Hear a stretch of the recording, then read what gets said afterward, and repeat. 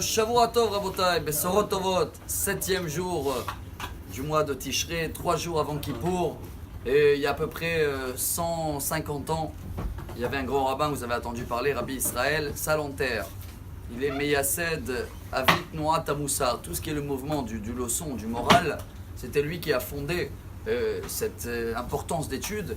Et voilà, le Kippour il commence, et son discours, il est en train de pleurer, il dit un bon Kippour pour nous tous, mais malheureusement la halakha elle n'est pas comme Rabbi Yehuda Hanassi, car même si c'est le maître de la Mishnah qui a écrit tout, comme les autres ils sont contre lui, alors la halakha elle n'est pas comme lui et il pleure et personne ne comprend, et après 10 minutes de pleurs, il détaille, il dit il y a une Gemara dans le Talmud très connue, traité Yoma, page 85, et là-bas, il y a une grande dispute entre Rabbi Yehuda Hanassi et tous les autres rabbins. Est-ce que Yom Kippour, la journée même, efface tout, pardonne sans effort?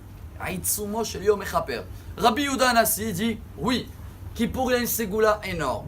Peu importe les efforts qu'on va faire et qu'on a pu faire, mais Kippour même efface tout. Waouh, ça redonner d'espoir. Mais la majorité des rabbins, ils disent non.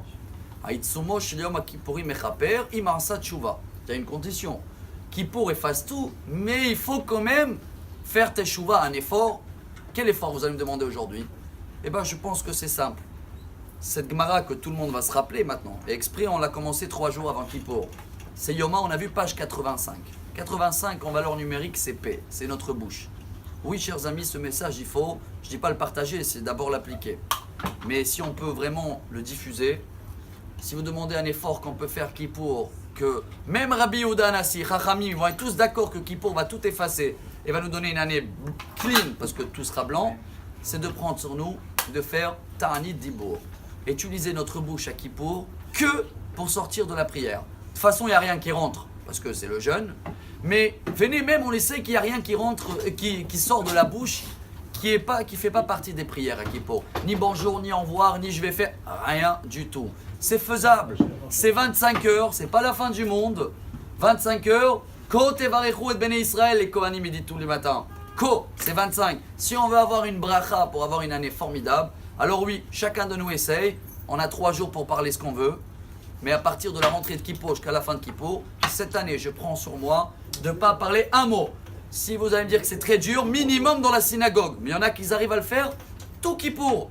Et si on arrive à le faire, chers amis, voilà, Bezrat Hashem, avec quoi on va terminer. On a vu que la paracha de cette semaine, Vayeler, en valeur numérique, c'était 66. Vous avez me dit que c'est la route la plus longue du monde, en Amérique, 66. Par contre, la paracha, c'est la plus courte.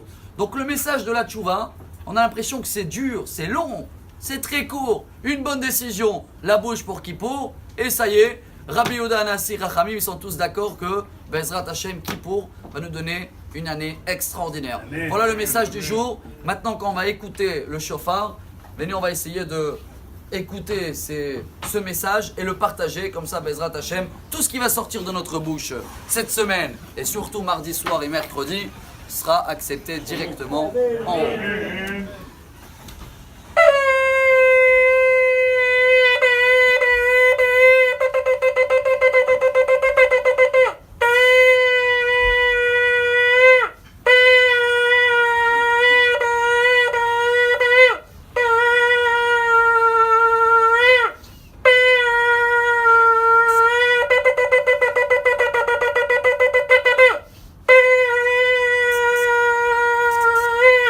שבוע טוב וחתימה טובה, אמר רבי אלעזר.